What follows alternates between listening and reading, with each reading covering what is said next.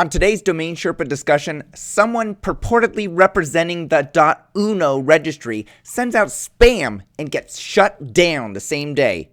Is this the end of the I plus domain popularity with Apple changing directions? Reader questions about 0 and O typo domains and when to just drop a domain that gets low offers. New TLDs launching this week and much more. Stay tuned.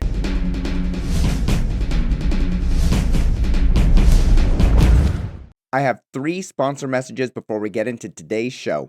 First, if you have a great domain name and nothing to show when people visit, you're missing out on potential advertising revenue, leads, and partnership opportunities. NicheWebsites.com can build you a site quickly with a price option to suit any need. But as their tagline says, they don't just build websites, they build businesses. NicheWebsites.com. Second, if you're buying or selling a domain name or portfolio and you want an estimate of its value, Estimate.com is the place to go. Just like you'd visit Zillow.com to get an estimate of a house value, Estimate.com provides key information about the most important statistics so you can make an informed decision based on data. Finally, whether you're buying, selling, brokering, or financing a domain name, you need an escrow company that's properly licensed, bonded, insured, and audited. That company is escrow.com, and they've been doing it since 1999. Escrow.com. It's about trust. Hey everyone, my name is Michael Cyger. I'm the publisher of DomainSherpa.com, and this is the DomainSherpa Discussion. When news and events happen in the domain name industry and you want to hear more in-depth discussion on the topic, you tune into the DomainSherpa Discussion. We're joined by 4 Domain Sherpas this week. From left to right, we have Adam Dicker, CEO of DNForum.com and NicheWebsites.com, the company that will help you build, rank, and update your business website. Michael Berkens, publisher of TheDomains.com, co-founder of the Right of the Dot Consultancy, and founder of the domain marketplace MostWantedDomains.com. Paige Howe, founder of the domain marketplace DomainOutlet.com and the service DomainTipSheet.com, where you can find great hand-selected domain names at reg-fee pricing.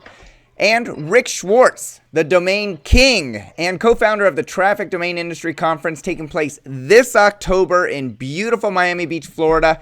If you haven't gotten your ticket yet, go over to targetedtraffic.com. It's next month, people. Don't drag your feet. There may not be space.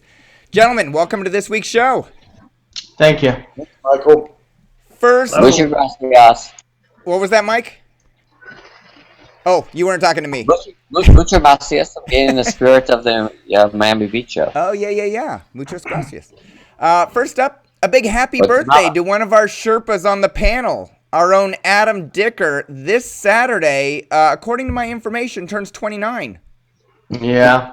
Unfortunately, it's 49, and it's not going to be pretty. I can't really bitch, though, with Rick here on the panel, but as I get closer and closer to my expiration date, I'm getting a little nervous. So far, I just got to pray for another healthy year because everything's been ticking just well so far. All right. Well, thank you very much. Adam. Adam, I would say this as somebody who's in between your age and Rick's age. You have one good year left. Yeah, I know. I've already noticed that in your 20s, you bang your leg and it goes away the next day or the same day. In your 30s, it hangs around for a couple days. In your 40s, it's like a month. And I'm sure in my 50s, it's going to be like forever. So there it goes. I think we should all come up to Canada and party like it's 1999 for your 50th. We'll give you a year. I wish it was 1999. We all registered domains again. What does bang your leg mean in Canadian? I don't know. Never heard. First of all, I think we should party like it's 2099 because we'll all be dead by then. And we already had 1999, and some of us did okay, some of us didn't. Yeah. Anyway, thank you very much for the birthday wishes. All right, post a comment below. Wish Adam happy birthday. Next up, Andrew Alleman at DomainNameWire.com wrote a post a couple of days ago entitled, quote, Apple created the I era. Is it abandoning it?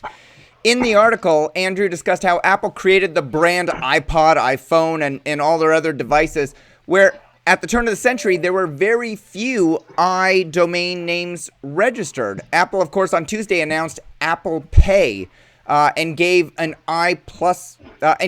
I plus domain opportunity. Rick, let's start with you.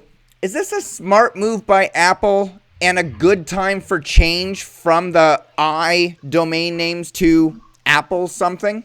What do you think? Well, I don't accept the premise to begin with. I don't think they're abandoning I to begin with, and so it's hard for me to deal with it because I don't see it. They said iPhone 3 million times yesterday. They said iWatch I don't know how many times. It's just, they have two things to brand. Their I products, in quotations, and their brand, which is Apple and Mac and all the other things that they brand. That's what they do for a living. They brand things. So I don't think they're abandoning one for the other. I just think they're reinforcing both at the same time. I don't see it that way. Is it not fair to say that Steve Jobs branded everything I, and now that Apple's under new leadership, their last three products, the Apple TV, the Apple Pay, and the Apple Watch, are going with Apple? Well, I don't know if it's an Apple Watch or not yet. Maybe, it may or it may not be. If everyone still refers to it as the iWatch, it doesn't matter what the company calls it, okay? It's going to be the iWatch, and it's been the iWatch, and it's going to end up being the iWatch regardless of what Apple says it's going to be. So you got to remember that the consumer dictates a lot of what's going on, whether it's shortening a company's name to something else, and sometimes the company is actually catching up with the consumer. So, look, is there a change in direction in Apple? Well, yeah, probably. They really didn't have an introduction yesterday for all the hype that they had. It was the greatest hype ever. The whole world was carrying it live. Yeah. So they had it terrific. Only the President of the United States can command time like that to begin with. And so you got to give them props for doing it. But at the end of the day, they really didn't have much to offer, so it's kind of a mixed bag. What do you think, Paige? They have more to protect now too. When Apple started with the iPod, most of us in our generation remember Apple for its declining ways.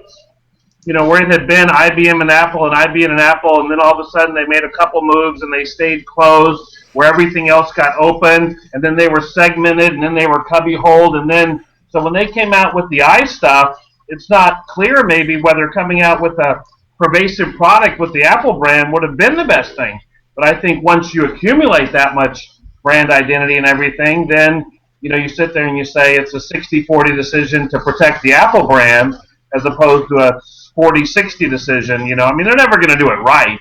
But when you're worth $100 billion, you're gonna have someone always saying maybe the other side. But I think it's interesting when we talk about generics, because we all talk about generic domains all the time. And if you're starting, you want the generic because you want to gain acceptance and credibility and dominate a market. And then once you get there, you're like, oh, I got to protect my brand. And then you go brandable because you don't want, to give up your generic name. So I think it's really interesting from a starting up and wanting generic, and then once you get it, you want to be brandable point of view. Yeah. Hey, Mike, you're muted. I see your lips moving, though. Yeah, I'm going to go the other way with the whole thing. I actually read Andrew's post, and I thought it was really good. I thought it was a good point and a good post, and whether it's a good decision or not a good decision, that's not my call to make, but it seems like they have still given up on the ideal.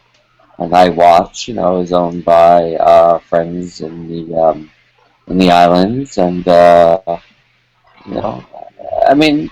they've made new decisions. It's Steve, right? May he rest in peace. It seems like they have gone a different direction. Yeah. So they have, the Apple Watch, and they have the Apple Pay. But on the other hand, still Apple has not been, a great indicator of domains in the past, and they don't own a lot of, them bang on domains on products, and they don't really seem to care. And this seems to follow suit. So those, the domains are registered. They've been registered for quite a while. One is a real company. It doesn't seem to reflect in the decision on what to name the product. Yeah.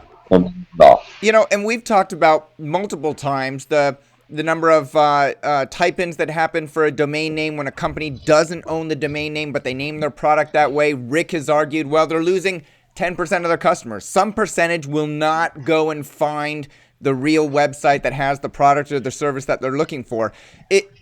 Does that just go away when the brand is ubiquitous like Apple Computer, and you don't have to worry if somebody really wants an Apple Pay account, they're going to figure out how to find it, or if they want an Apple TV, they're going to go to apple.com? I mean, I would say certainly, I mean, people will find, they go to apple.com and they're going to find what they want. So you could argue that they don't need the domains to match the products. Mm-hmm. On the other hand, based on what they sell and what the stock trades at and what the market cap is, it's really inconceivable that they won't spend, a 1/1,000,000% of, their market cap to buy a bang-on domain name and let somebody else do whatever with it. So, but they don't. No. But they don't. Yeah. Their history is they don't. Yeah. Correct. What do you think, Adam? You've helped companies acquire domain names in the past. You've owned some phenomenal domain names. Do you recommend to clients that call you up and want to talk about buying great premium domain names or even great brandable domain names like iWatch.com or AppleTV.com? And do you recommend that they must get it because it's a fraction of a percent to purchase? It makes no difference to them on their bottom line, or with a company like Apple, does it not make a difference because they're just so big?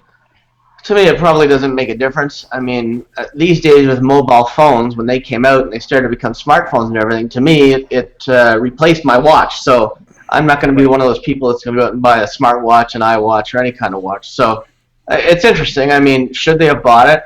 Probably. But do they care? No. Will it make much difference to their sales? I don't think so. Yeah. All right. And of course, if you're one of the domain investors that own a product that matches a product that Apple launches, you're like, screaming to the heavens, but then they don't actually do anything about it. They've just announced Apple Pay. ApplePay.com is, of course, owned by payroll service called Apple One Payroll. It's a well-known payroll service. There's no UDRP or anything going on. They're possible with it. They're a functioning company. So it's maybe they'll buy them eventually and absorb their clients. Who knows? Maybe. All right, next up. There's no indication of that, though, Adam, because, if they really wanted to buy the name, they would have bought it before the announcement, and that I wrote the blog post on it, so that payroll company actually has their bang-on domain as well. Right. So they easily switched over to the name of the company, .com, and they could have collected, theoretically, millions of bucks, but it seems like Apple doesn't care. Yeah. All right, let's answer some audience questions. First up, Jay wants to know what the Sherpas think about typo domains that use a 0 instead of an O, the letter O. Microsoft owns Windows, but the O is actually a 0. He was saying he owns Pick me. Window. Huffington Post owns Comedy with a 0. Rick, you already posted a response on Domain Sherpa. You get kudos and credit. You said, quote, I think they have no value other than some misguided traffic. Those type of domains are not brandable. They're not able to be used for any real business purpose. 0 and O is the definition of confusing, no commercial value in my opinion. Adam, do you agree with Rick? Yeah, I think it's the definition of stupid. And the only thing you're going to get is the odd type-in, but you can never build a business on it, and you could probably expect a lot of nice legal paper. I think it's stupid as hell and a complete waste of time.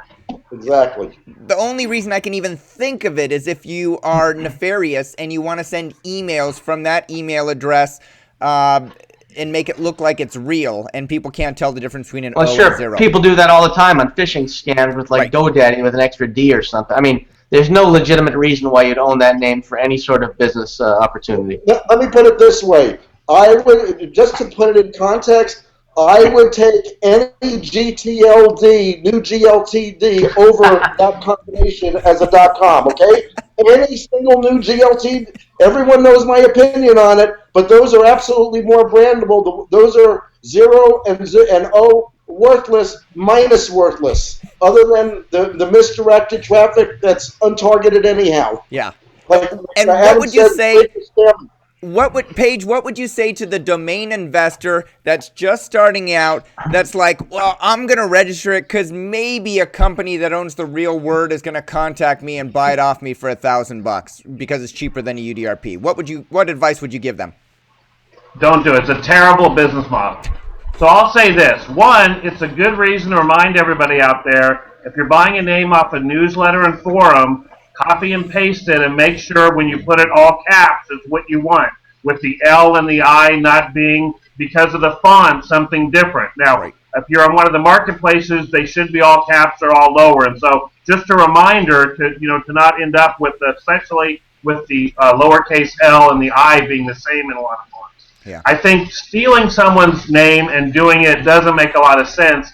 The only time we've played in this area is there's this language called LEET out there, which is L and then 335 or something, where each word has a different letter. And I've seen some restaurants where they may be branded 9, N-Y-N-E. So they reached totally for this, and they came up with this brandable concept. But I would only shoot for the absolute very, very, very top to create a possible brandable opportunity for someone. But they would have to think of it. They would have to find you. They would have to fall in love with it. They would have to have no other solutions, and then they would go for yours. So it's a real stretch. But that's the only time we've messed around with that, is when you actually substitute some cool, like I'm staying at this hotel called The Line, and they could have been L1NE to kind of somehow be trendy about it. But to try to jump in advance of that and own a name for them, I'm not sure. But that's the only time I've seen it work, is if you can get some really top words with that substitution. All right, don't do it. Hey, Mike Berkens, you let on a new topic, you let domains drop. You got something? Okay, all right. Quick on that topic, just so I can bust Rick's chops for a second. So, well, then, by all means. I bet there's nobody else on the panel that knows this, but there is actually a new GTLD dot OOO, 3 O's, not zeros. That is the new GTLD, and I know how much Rick likes new GTLDs, so I assume that he will be a big buyer of the Ooh. Can I just take a second to read you the description of Please the purpose do. of the... Does anybody happen to know what the purpose of? I've never even heard of it. I'm sure I think I got an email about it. By Adam that's doing it. I'm just going to read the first sentence from the application of what the purpose of the .OOO registry will be. Our goal is nothing less than providing a billion store for a billion people with the .OOO GTLD. How mig do you want to buy, Rick? Well, the first thing I would tell you that they have. Well, I'm not going to go there. I'm not going to say anything about who they need to get to help them get to that billion mark. But you guys could probably fill in the blank. That was like the best lead ever. You're not going to do it. You're just going to pass on the whole thing. Okay? I've never heard of a better elevator speech. Yeah. You know what? If it becomes cool, I'm in. Ooh! Exactly. I'm going to get M.oo, just so I can say moo. All right, Mike Berkens, you let domain names drop from your portfolio that aren't performing, don't get leads every month, right? Yes, no? Mike Berkens? No? Oh, are you talking to me? I'm sorry? Yeah. Mike Berkens. Do you ever let domain names drop from your portfolio that aren't performing? Oh, yes. Every Absolutely. month? Every month, Well, would not you say? because it's not performing. Because... Yes. They're not as Yes. good as your... Oh, yeah. All right. So Steve posted a comment, and he asked, quote, I'm cleaning up my portfolio and letting some domains drop. However, I get emails sometimes from people asking to buy one of them for like $30. Prices that low seem to just be a waste of time, and I'd rather just let them drop and deal with the interaction and spend his time on it. Is there a price that the Sherpas recommend not even wasting their time with and letting the domains just drop? So let's start with you, Mike. What is that price? What's a price that you would like? I would say you should try to work them up to $32.50, probably. $32.50, you'd close the deal. It's worth your time then. Yeah, I mean, on most wanted domains, we've had a minimum of $2,500 since 1999, going back to Rick's 1999. Yeah, to 2,500. So if it's below, then you don't even handle it, and if you haven't gotten offers on the domain in a number of years or a number of months, you'll let it drop. No, actually, I don't do that, to be honest. It's more of a it's more complicated than that. It's not based on how many offers you get and how much traffic you get. It's the market's fluid. The market changes, so domains become more valuable and less valuable based on other sales and, like anything else, on changing conditions. So I think that's more of the issue than how many offers you get and how much money it makes so much. So have you ever dropped a domain name that got offers within the past 6 months? Yeah, I mean, I've definitely I've dropped some names in light of the GTLDs, and based on the number of possible variables there are. So that's more likely than the other issues. Gotcha. What about you, I mean, Paige? obviously, if you make money, I'm not going to drop it, but Right. the way I look at those things, they just go bypass those. They'll get renewed. The ones that have no traffic, have no revenue, and then we'll take a look, and then does it still have the same value that I thought it had years ago when I registered it based on where we are today? Paige, what do you say? How do you respond? I think it probably depends on my mood. If it's a name I think I'm going to drop and someone wants to give me $30, I mean, there's a lot of ways to go. You can just blow them off. You can say, pick something else and do, 2 for $500 or something. Or you can say, give me a link for a year, or, hey, nice to meet you. Tell me more about yourself. And maybe it's a cool relationship, and the guy always remembers that it started with him buying a name for $30. Or just don't reply. And I would say it's the vagaries of my mood on a given day, whether I think, I want to engage with it. But I think even if I got an offer on a name and I wanted to drop it, I don't think it would. If I got an offer on a name in the past year and I still thought I wanted to drop it, I would still drop it. I wouldn't keep it just because I got an offer in the past year. Yeah. I think, like Mike said, you just put everything into your mind and you make a decision. Do I want to keep it or not? Yeah. All right, that makes sense. And there's a lot of other benefits that you can get besides money that you pointed out, Paige. Last reader question. Let's start with you, Rick. GRD wants to know whether there would be any effect on value by having the same 2 letters next to each other in a domain. A good illustration would be doggliding.com. Does doggliding.com better than dog gliding with only 1 G? Or should it be dog-gliding.com? What's your general view on the valuation of those 3 domains?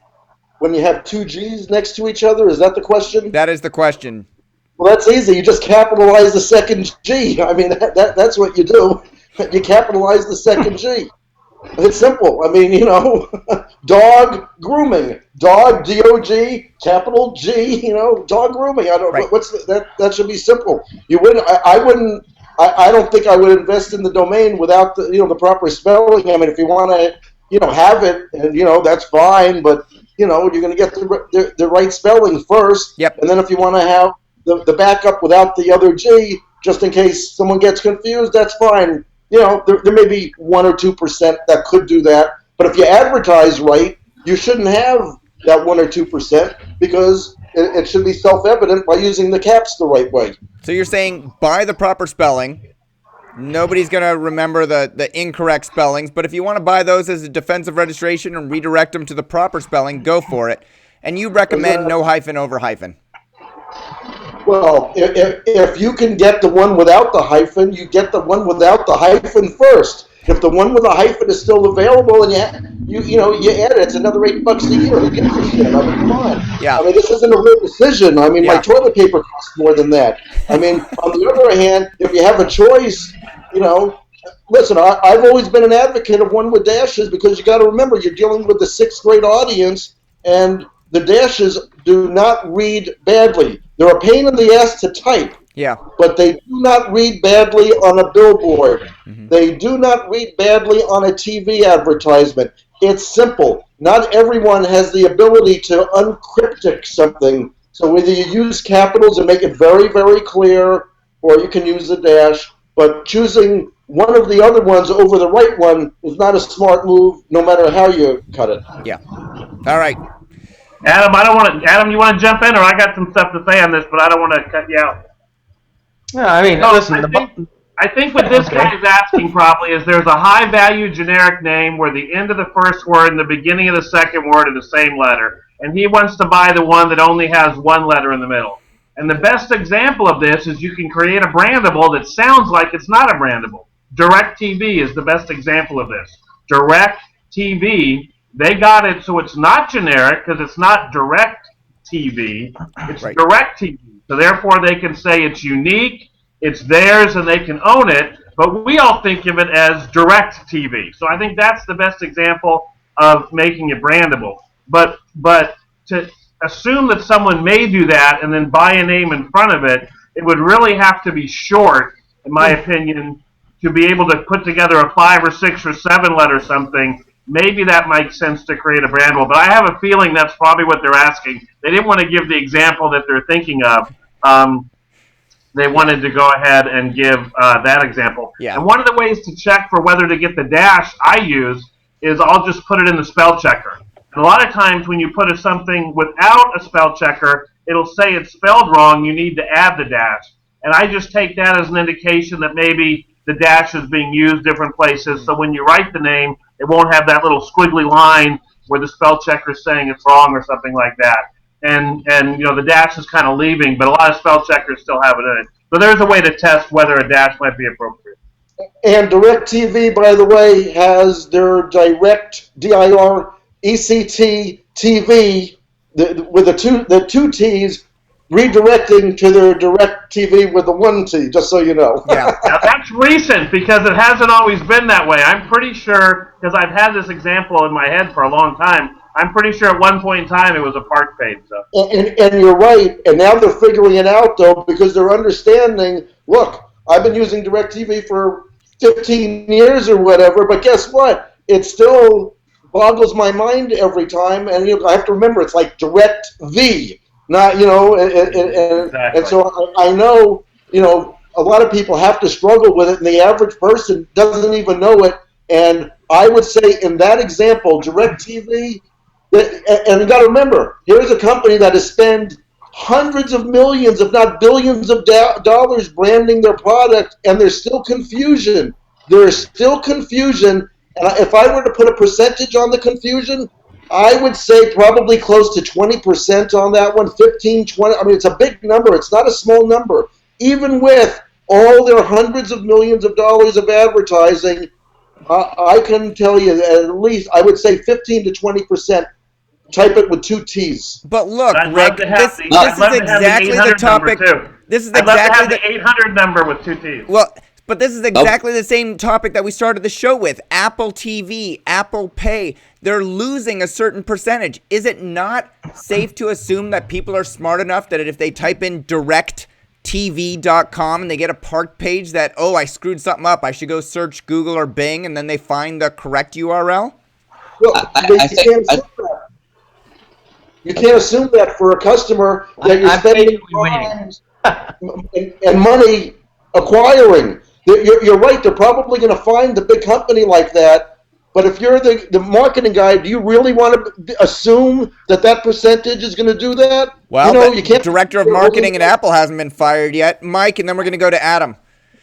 Yeah, I would just say I think we probably can agree on one thing on this topic with DirecTV, which is for the amount of marketing, money, and blah, blah, blah they have invested, and I've been a customer since they started as well, that for them to not like get a great bang on easy schmeezy domain for $1 million, something like D.TV would be like an awesome name for $1 million for them to go spend. It would be like a no-brainer, no? Well, I don't know how much the profit margin is, and if they have that kind of capital available for marketing. DirecTV doesn't have $1 million to spend on domain name? Probably not in the marketing budget. I don't know. D.TV? Like, best name. It's like Best name ever. Maybe paying $5 million for it, really. Yeah. I don't know who owns the name, but I'm just saying. So, Adam, what were you going to say? I don't remember. It's been so long. I mean, I forget what I was going to say. You guys went on for pages. I don't want to cut you out, but then you guys just went on and on. So I don't know. I don't even remember what the topic was. So I give up. D.TV, $5 million. That's the topic. White flag. I don't know anything. All right. We're going to go to a topic for you, Adam. Let's talk about spamming. Quick break from 3 sponsors of today's show. First, are you tired of being upsold and cross-sold when you buy or renew a domain? Then try the newest registrar being built from the ground up with a beautiful interface, competitive pricing, and 24/7 support. Uniregistry.com will surprise and delight you. The right domain can change your life. Uniregistry.com. Second, investing in Chinese domains is crazy hard without expert native language advice. Now, as a service to the Western domainer community, TLD Registry offers ChineseLandRush.com. Using ChineseLandRush.com will help you invest in Chinese domains with confidence and without knowing a word of Chinese. Finally, MediaOptions is a boutique domain brokerage firm that gets results. They've specialized in helping companies acquire and sell high-value domain names since 2005, with a client list ranging from funded startups to Fortune 500 corporations. Visit MediaOptions.com to learn more. We're going to go to a topic for you, Adam. Let's talk about spamming. I personally regularly receive emails from individuals in China specifically telling me that they're receiving inquiries about one of my United States registered trademarks being registered as a .cn domain name, and that if I want to pay them, they'll ensure that it gets registered for me. Today, Adam, you received a similar type of email. What did the email say, and actually, how many did you receive of that email? I'm just pulling them up now. I got about 50, and it starts out with, let me find one. It starts out with all the same thing, Carlos Rojas, and it's regarding my domain name, QUEJ.com. And it's copied to their legal department, and it's from the .UNO, or UNO, GTLD, and it says, we're contacting you today to notice the expression measures, blah, blah, blah, related to your company. Somebody's been interested in your domain name, and you should basically act unless it's you, and then it's fine if they're representing you. So basically it's saying, go ahead and register it because somebody else is interested in it. Meanwhile, I got it on about 50 to 100 of my domains. So I'm tending, of my 4-letter domains that mean absolutely nothing. So I'm just generally figuring that probably not 50 people called them today trying to get my .uno domain. But it came, what the most disturbing thing was, it wasn't from somebody who was just spamming, it came from the registry themselves. Okay, so I want to point out a couple things because I actually reached out to the registry to get clarification on this point. I own, I think, 1 or 2 4-character.coms. I didn't receive the email. Did anybody else on the panel receive an email like this from registration.uno? No. Oh, then I must be a victim of racial profiling. Yeah, you are. Only the Canadians, because they're so nice. So it was sent by what was signed Carlos Leyva Rojas, Operations, Policy, and Compliance, and it was carlos.rojas@registration.uno. Well, so I there's also another one from the same email from an Augustina Silva. Right. As well. Oh, okay. So maybe there's 2 people there. And they CC'd legal at registration.uno as if they wanted to notify their legal department. So I reached out to .Latin LLC, the .uno registry, and Desiree Boxberger, their vice president of registry operations, policy, and compliance, the exact same title that this guy Rojas was saying was his, was quick to respond and say that registration.uno and Carlos Rojas, the person who sent the mass email campaign, is not affiliated with the registry. She later followed up saying that she asked Newstar, the operator of the domain, of the top-level domain, to place a registry lock and place the domain on server hold immediately, and that she appreciates everyone who emailed, because it wasn't just me, and brought this to their attention. which is great to hear, and I love the proactiveness and the speed of this registry's responses. I actually had correspondence with the CEO as well prior to the show. But what is his benefit? There's no affiliate links in here. I believe that it appears, and it wasn't confirmed by the registry, but he registered registration.uno, set up some sort of landing page with a box, and he was probably making some sort of affiliate revenue on registrations of the domain name. So I think we're in an interesting spot where if you're not affiliated with the registry, you can make inappropriate use of the whois and do whatever you want because no one does anything about it.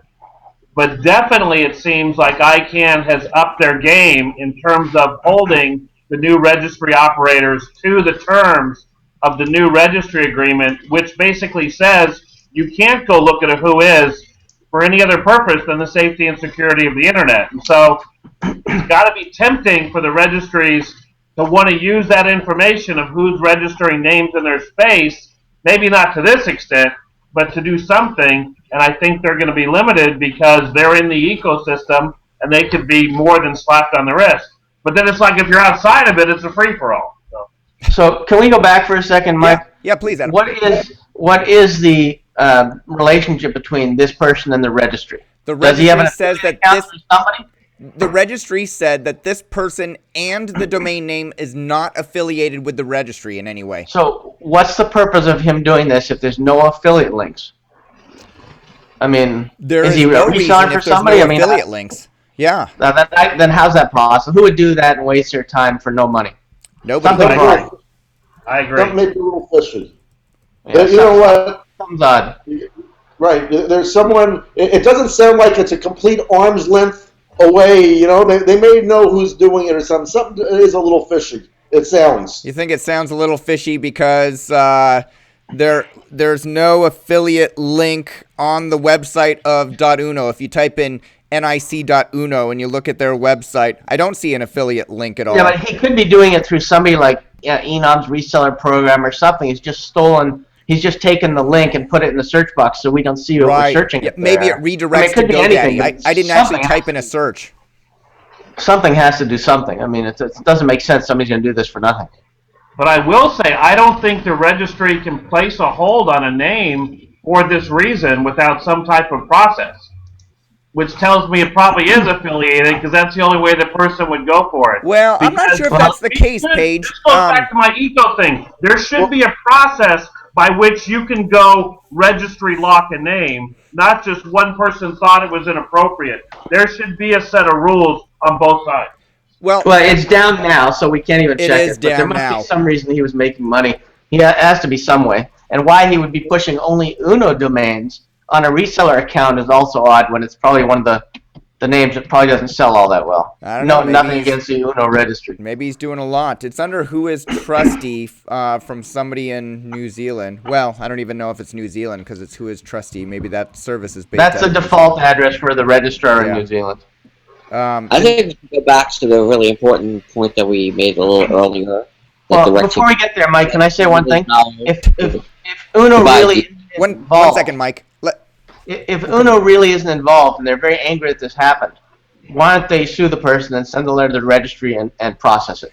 Well, they could. They have to go into Who is registration. If they're outside the U.S. or wherever .uno operates, you know how the legal system is. It's tough to chase them be down. active about it. If you're not involved, be active about it and try to get justice. Well, hey, I emailed them 2 hours ago and they pulled down the domain name. Why isn't that active? Well, because now it's public.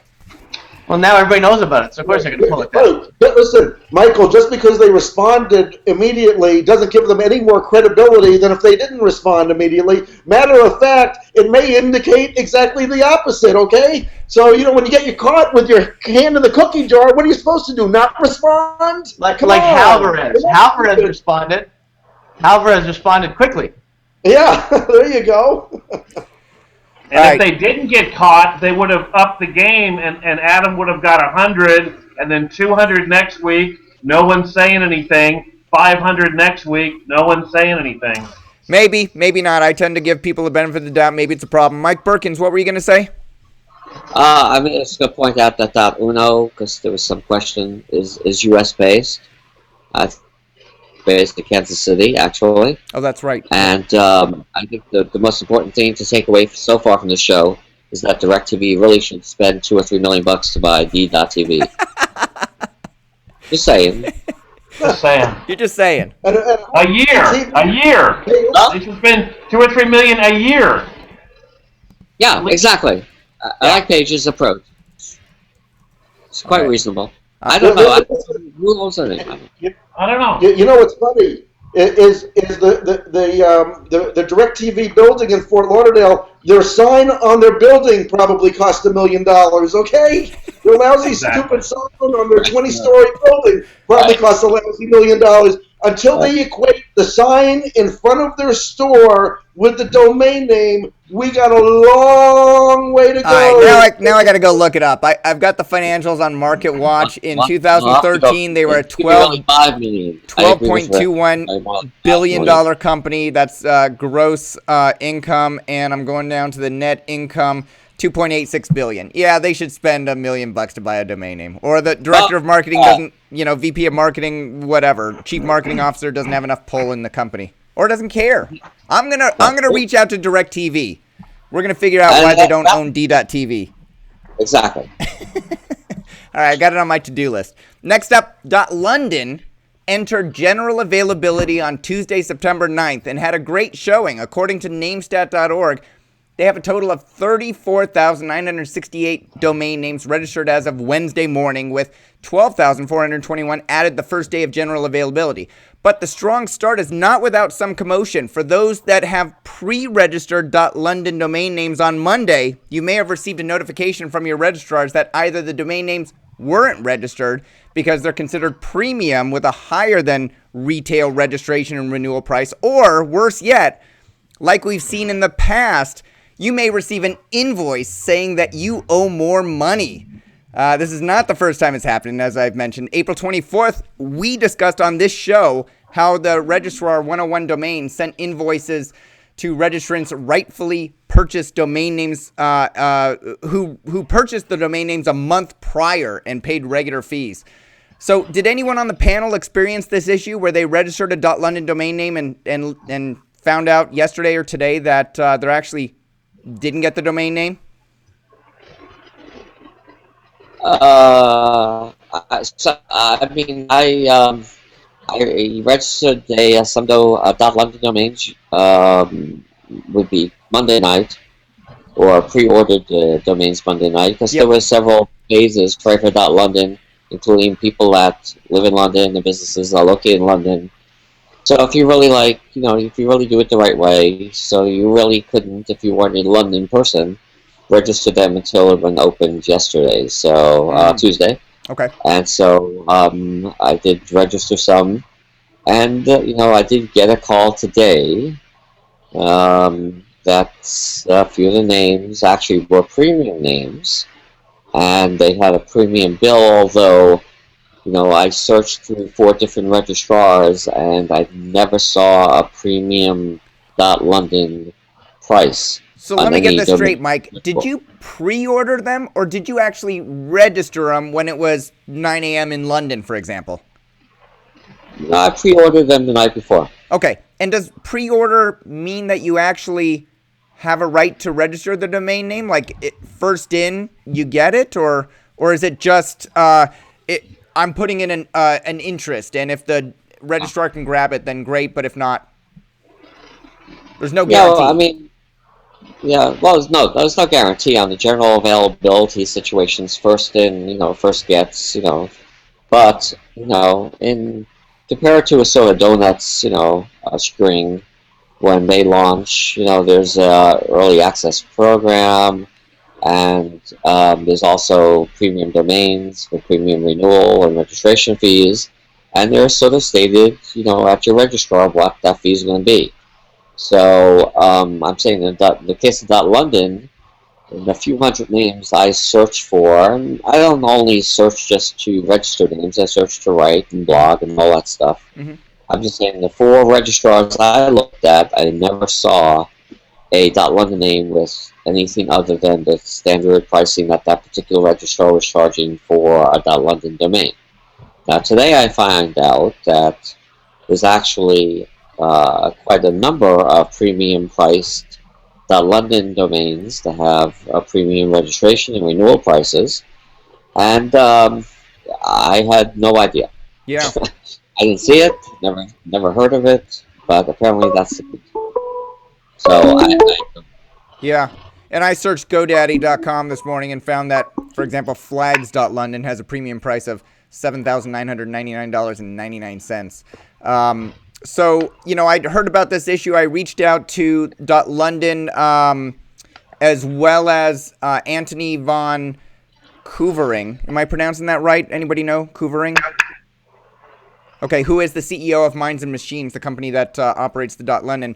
And he wrote back, quote, "We have an extensive list of premium names which were well publicized to the registrars, both the names and the prices. Our RRA, the registrar, what is it? Registrar Agreement? What does that stand for, Paige?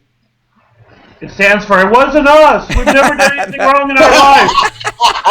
It's always somebody else. It's always somebody else. Anthony says our RRA specifically allows registrars to agree to sell or not premium names at their option. It's an opt-in function, so registrars would have to firmly agree to sell premium names, and some chose not to. It wasn't a take it or leave it proposition. Those that did agree to sell domains were provided with list of names and prices. These were sent to the contacts that registrars gave us when they signed up. Of course, registrars can sell names for whatever price they want, and many registrars have quite publicly given names away. For example, .Berlin. We have no right to interfere with registrar pricing, so we didn't. We took a lot of care to make sure that all registrars who wanted to sell .London names were aware of the many different price points we had, prices for Sunrise, for Landrush, etc., including our premium name list. So, he goes on, I can't really explain why some registrars didn't present prices correctly. It's unfortunate if they did, but we did our best to make our policies and prices very clear.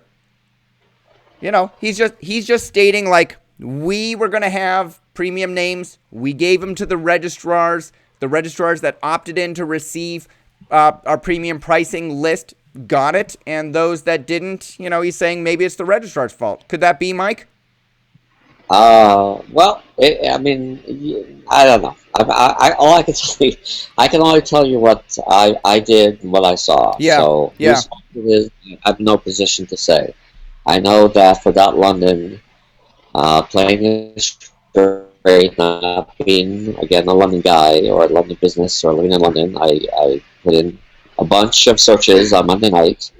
I did not personally see any premium price at I used 4 registrars, and at the 4 registrars, I did not see any domain priced anything higher than any other domain.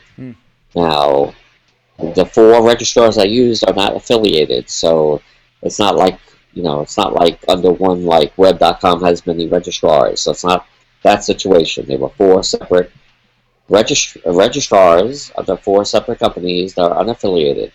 So I wound up getting 49 domains, I think, and I've heard back on a few of them that they're premium priced. I'm expecting to hear, maybe, it wouldn't shock me to hear some more, but I didn't see it. Like on a Donuts extension on .digital, which comes to, what comes out today, came out today, I guess. You can go and you can, do 5 searches of domains or 10 of really good names that you think match up well with the string, and pretty quickly you're going to see there's varying pricing. So I'm saying that I put in hundreds of domains, and I never saw a variable price. All right. That's all I can say. All right. Any other thoughts from the panel? Yeah. If the food's bad in the restaurant, don't tell me to blame the waiter that brought it to me. I want to blame the chef. And, I don't know Anthony. I love what Minds and Machine has done to promote new TLDs. I know it's a huge business, but I'll just say it. Their whole pre-registration thing, I still don't understand what they were taking money for .Ports 4 months ago and .CEO. And there's nothing about this process that doesn't not surprise me. And if the registrars and the registries aren't ready to sell this product, don't put it out there and just say, well, just put them all out there and we'll deal with the problems later and we'll deal with the whatever later and we'll still get a lot of registrations. So if it's not ready, that's okay. Because for each name I register, that's a unique, valuable piece of intellectual property that I'm making a decision on. And I don't want to know that it was just thrown in with, well, sometimes, it's not us, it's not us, it's not us. And, that's how I would feel about it. I think, Mike, you're being really polite, and since we don't know the whole story and we don't know which, and I appreciate it, and I respect that. I respect that on your side because, we don't know. But I would say from what I can tell from the registrars, I still have a lot of names at Enom that I go to get, and it says it's available or it's not a premium, and then you don't get it, and then whatever. And it's not an easy system, but it wasn't just a gift that these guys were going to be able to make $4 or $5 million a year from putting these things out there. They were supposed to do a little work and have this thing work, not just take what you can get, and if it doesn't work, well, hide behind your agreement. So I guess I feel strongly about it. Yeah. Well, I mean, I would say this. I mean, I think there's very few people. I mean, I could be wrong, but I think there's probably very few people in this whole domain space that follow the new utilities as much as I do or have. And I had absolutely no idea. I could be really stupid about it, but I had no idea that .London had variable pricing until today after the GA went. I had no idea. Never saw it, never read it, never experienced it. Maybe they just don't promote it. No idea. It was shocking. When they told me, it's like, where'd that come from? So it may have been planned for 8 months, and I just didn't hear about it. But I had no idea, and I didn't see it. Yeah. Not today I saw it. Now today, after the GA, I'm seeing it. But hey Paige, so I understand your analogy, the restaurant, the cook, the waiter, but what if you're a manufacturer of, TV dinners and you sell them to a supermarket and the supermarket prices them too low? You're not going to go back to the manufacturer and say, hey, manufacturer, I bought this and now they're saying they're higher and I don't want to pay the higher price because I only think it's worth the lower price. It depends if you care about your brand. That's not fair. You want to take a hit, take the hit, and just say it wasn't our fault. Not a good analogy because some of the registrars didn't have it priced in their system for whatever reason. If I had to bet my life on it, I would say the pricing may have came in late to the registrars and incorporated. But it's very hard to understand how for different registrars, independent, not related to either of the others, would not have any variable pricing in really hundreds of names I looked up. So there was certainly a lot of names that were taken, reserved, ICANN collisioned, and blah, blah, blah. Sure. But I did not see any name priced higher than another for different registrars. Right. So good point. Whose fault it is, I have no idea. Well, if Anthony's watching, he can post a comment below and maybe we can get some clarification on it. Next up, let's talk about the new dots that entered general availability this week. They do include .London, like we've been talking about, .Global, .Yokohama, .Versicherung, .Ren, .Digital, .Accountants, .Insure, and .Finance. Well, did I say something wrong, Mike? Do you know how to pronounce that, TLD? Oh, Mike's frozen. All right. So we know that Mike registered some .Londons. What's your favorite .London that you did get, Mike? Well, I got I don't know. I got venture capital .London, and I got a bunch, a lot of touristy kinds of things, and but I mean, I'm not going to say what I have right now because I may not have them tomorrow. I know you may not have them tomorrow if they come back and tell you it's $8,000 a year. Paige may have to cough up $1,000 for one of those. Did any other Sherpas register any domains in any of these TLDs this week? Rick Schwartz is holding up a big goose egg with his fingers, giving me the AOK sign. What about you, Paige? I would like to, but I couldn't even figure out the difference between the land rush, the pre-order, it looked like you could have bought London and just been third on the priority list in the pre-priority period, and I just didn't understand it, and I passed. And I would, probably tonight or something, I may run my top 250 geo words. I love GeoTLDs. I want to be involved, but I couldn't figure it out. Yeah. I try to spend a lot of time figuring these out. Yeah. Right, and if you can't figure it out, you're like my go-to guy when I need some like technical information about the domain name system. I always go to you, Paige, and you always explain it to me. And like, if you can't figure out these new GTLDs, man, there's no hope for me and regular people. So my question is, how many people are going to look back in a year or two and say, geez, I've wasted 1 or 2 years of time in commerce when I really could have been making money and going off these tangents, and there's no aftermarket. There's no indication of an aftermarket.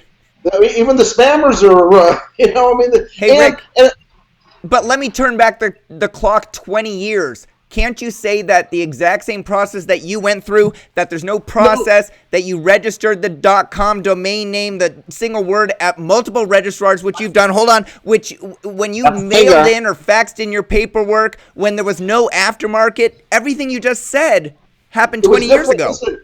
I can prove it for something that happened 20 hours ago.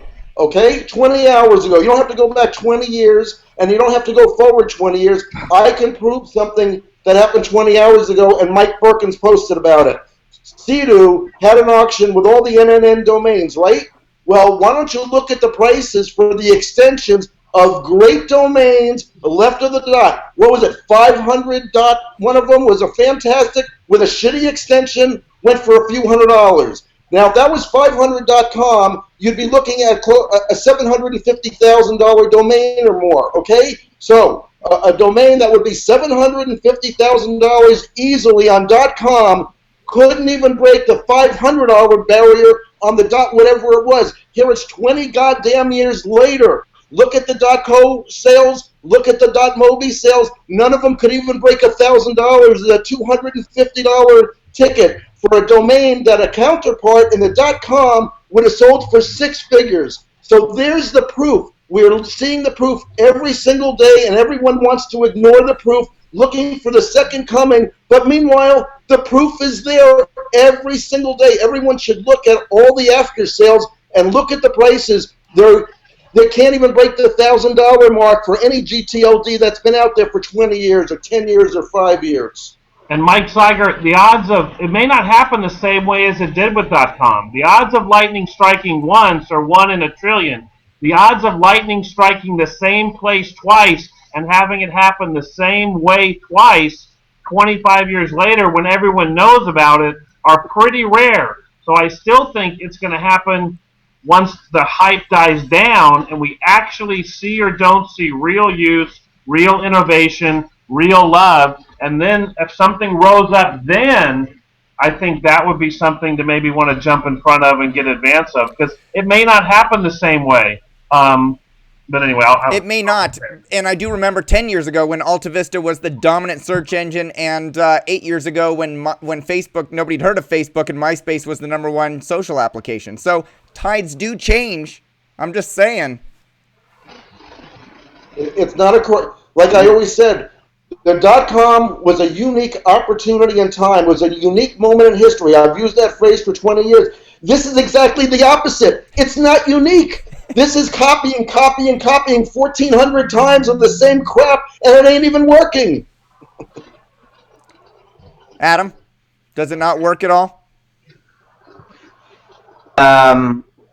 It seems like it doesn't. I mean, I don't know. I mean, certainly when I buy a new utility on my stage of the game, I'm not looking, I'm not hoping that 20 years from now I can sell it, because not likely to be here 20 years from now. So I'm more looking like 5 years. But we're, to be fair, again, we're 6 months, 8 months into the thing. So yeah. Here's my new one. Go ahead, Mike. Again, most of the good stuff hasn't come out yet, so I just think it's very early, to call it one way or the other. All right, so you're tempering what Rick is saying a little bit. It might be a little too early to call, is what you're saying, Mike. I figured 5 years for any extension. Okay. I mean, before I'm going to sell it. How So many of the money is a little long. But how the many price of is the right. The price, it's all about price. I don't think there's a domain that Mike Berkens would like where it still wouldn't be about price. You know what I mean? Where it's a reasonable speculation at $70 a year, and there is an annual price in which it's not a reasonable speculation. So my new analogy for new TLDs is it's buying land on other planets. And some of these TLDs could be like Venus and Mars, close enough that it may happen. And if I was going to buy land on Mars, I would want to buy it right next to where the space station is built on Mars that we're going to land, right? So if you are going to buy on Mars, a close planet, i.e., buy a good TLD, buy a great word in that close planet, i.e., next to where they're actually going to land the space shuttle, right? But if it's Pluto, you got to wait a much longer time. And if you're on Mars, don't buy halfway around the other side of the planet. So, if you're going to do it, make a decision that you're going to speculate for the long term. And if it works, it's an awesome risk reward. Right. I paid $250 for a premium name, and in 8 years, it's pervasive. Everyone's using it, and I sell it for $100,000. Maybe. Yeah. But it's still maybe, and it's priced right. So I think price is a big All right, factor. we got to wrap this up. Last topic related to the new TLDs. Digital was launched. I don't know if anybody bought any, but digital.com sold at the Heritage auction back in July. $325,000. The buyer is a past Sherpa, Richard Kershaw, and he is going to come on the show in next week and tell us about his purchase of digital.com, what his plans are for it, and whether that was a good purchase or not. How much benefit do you think Richard is going to get from .digital to digital.com? Is he going to get a flood of traffic, do you guys think? A lot of email. Some. A lot of email. A lot of email. If I was Joe, say I got for Joe Domains, I got Joe.digital. A lot of people would say page at Joe.digital, and then they would just put .com at the end. Just out of habit. So if he puts on one of those auto replies with advertising built in saying the person that you reached is not actually with digital.com, and then puts an ad in, he might make some good money that way. I'll ask him about that. Take this survey, because maybe you'll be able to find them. Who knows? Yeah. All right, we're out of time to talk about Adam Dicker's new GTLD results of where he compares like a wine.club to a wineclub.com. So we're going to do that next week. Okay, Adam? Yeah, that's fine. All right. So we're going to talk about the SEO. Let's talk about anything you want to promote. Rick Schwartz, how's traffic coming together? Next week, the ballots for the traffic awards go out, so vote early and often. And since Michael Berkens is not on the show, I can say vote for me. Oh, quick, here he comes. Or Mike Berkens. Hey, Mike, good to see you back. All right. I assume that we all agreed on the D.TV thing. We totally did. Yes. All right. TV. Paige Howe, let's go to you. Anything you want to promote? We'll put some more names in the outlet. So the outlet's been empty for about a month, but we will put names normally priced at thousands of dollars in the domain outlet for prices starting at $19. All names under $300. DomainOutlet.com. Nice. Can I get some .tvs there too? No. Maybe we'll put some in. All right. Mike Berkens, anything you want to promote? Oh, he's frozen. I like Mike. He looks good. Adam Dicker, anything you want to promote? No, I can't say. I'm looking forward to traffic, and I can't wait to get there a couple days early and actually relax. No phones. I mean, there should be a rule. When we go out to dinner, we put all the phones in the center. Whoever gets their phone first has to pay for dinner. Because I don't want to touch mine. All right. Mike Berkens, are you back or are you still frozen? He's frozen. I'm going to promote something on Mike Berkens' behalf. I'm going to promote Monday's DomainSherpa Review. We're joined by Adam Dicker, Paige Howe, and guest Frank Schilling. If you've ever wondered how Frank Schilling prices domains, what criteria he uses to value the domains, and how much art versus science is involved, from Frank's perspective, tune in to Monday's DomainSherpa Review. Or better yet, Subscribe using the email newsletter form on the right-hand side of this page, and I will email you when that review is out. Go post any questions you have regarding today's discussion or anything you'd like answered next week in the comments below. Adam Dicker, Mike Berkens, Paige Howe, and Rick Schwartz. Rick Schwartz. Thanks for coming on the Domain Sherpa Discussion, sharing your insights and expertise, and thanks for helping others reach their peak. We'll see y'all next time. Thank you.